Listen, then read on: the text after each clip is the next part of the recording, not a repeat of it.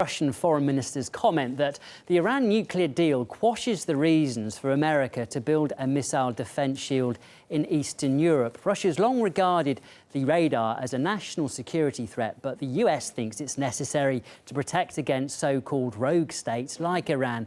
With us now is Anoush Ehtishami, a professor of international relations and head of the School of Government and International Affairs at Durham University. Thank you very much for joining us this evening. What are the chances, do you think, of the United States scrapping its European missile defence plan if the deal with Iran proves successful?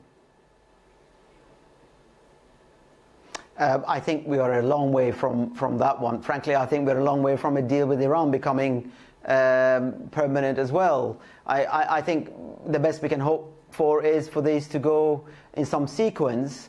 To be honest, I think Iran was used as a bit of a, if you like, an obvious choice to justify missile defense in Europe. Without Iran, there may be other reasons for the United States to pursue that option, but Iran was a particular case in point.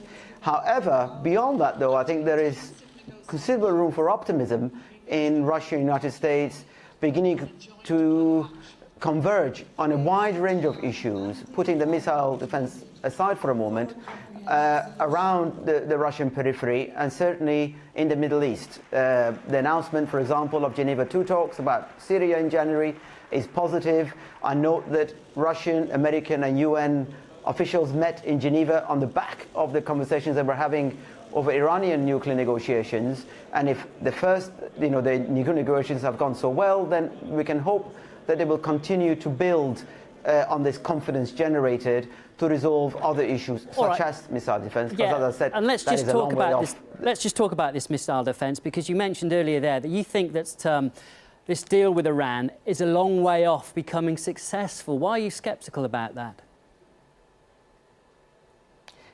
Becoming permanent. I think the 6 months we've got is a honeymoon period over which Iran has made quite a number of concessions to the international community, all of which are well within its reach to deliver. None of them are hugely technically, politically controversial internationally, but domestically, obviously, it might be seen by some on the conservative side that Iran is giving away their family silver for very little. As you know, the financial gains for Iran are just under $7 billion for a 6-month period, just over $1 billion a month, which is a small fry given Iran's major economic problems. But this is very much, both parties have made clear, part of a confidence building process, and that is exactly what they're doing.